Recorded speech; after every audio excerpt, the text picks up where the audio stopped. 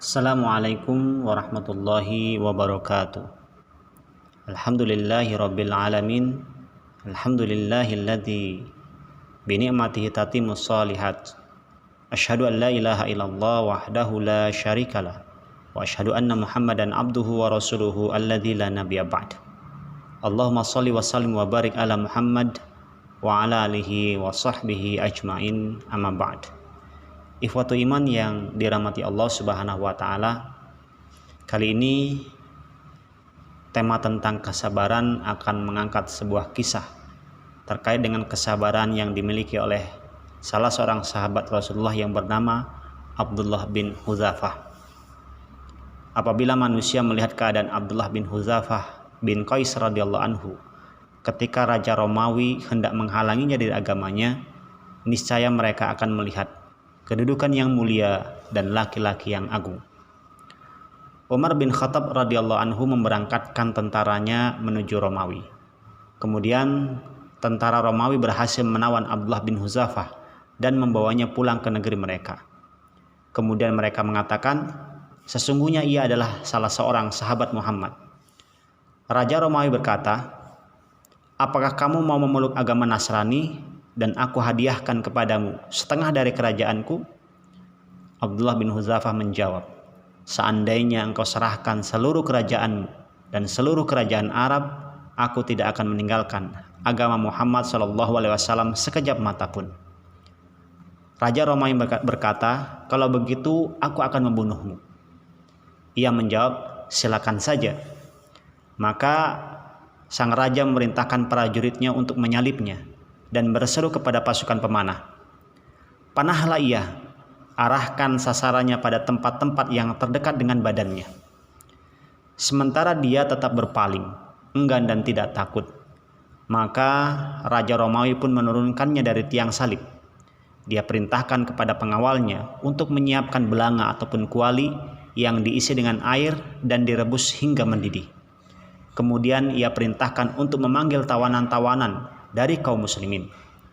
Kemudian ia lemparkan salah seorang dari mereka ke dalam belanga tadi hingga tinggal tulang belulang. Namun Abdullah bin Hudzafah tetap berpaling dan enggan untuk masuk agama Nasrani.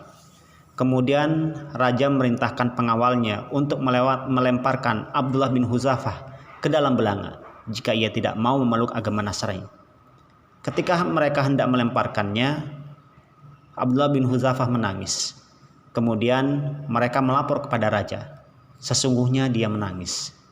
Raja mengira bahwasanya Abdullah bin Hudzafah takut. Maka ia berkata, bawa dia kemari. Lalu mengatakan, mengapa engkau menangis? Jawab Abdullah bin Hudzafah, aku menangisi nyawaku yang hanya satu, yang jika engkau lemparkan ke dalamnya, maka akan segera pergi. Aku berharap, seandainya nyawaku sebanyak rambut yang ada di kepalaku, kemudian engkau lemparkan satu persatu ke dalam api karena Allah. Maka raja tersebut heran dengan jawabannya. Kemudian ia berkata, apakah engkau mau mencium keningku, kemudian aku bebaskan engkau? Abdullah bin Hudzafah menjawab, apakah beserta seluruh tawanan kaum muslimin yang lainnya? Raja menjawab, iya. Maka ia pun mencium kening raja tersebut dan bebaslah ia beserta seluruh tawanan kaum muslimin. Para tawanan menceritakan kejadian ini kepada Umar bin Khattab radhiyallahu anhu. Maka berkatalah Umar, wajib bagi setiap muslim untuk mencium kening Abdullah bin Hudzafah. Aku yang akan memulainya. Kemudian Umar mencium keningnya. Kisah ini ditulis oleh Imam Az-Zahabi dalam kitabnya Syiar A'lamin Nubala jilid 2 halaman 14 dan juga oleh Imam Ibnu Hajar Al-Asqalani dalam kitabnya Al-Isabah fi Tamyiz Shahabah jilid kedua halaman 269.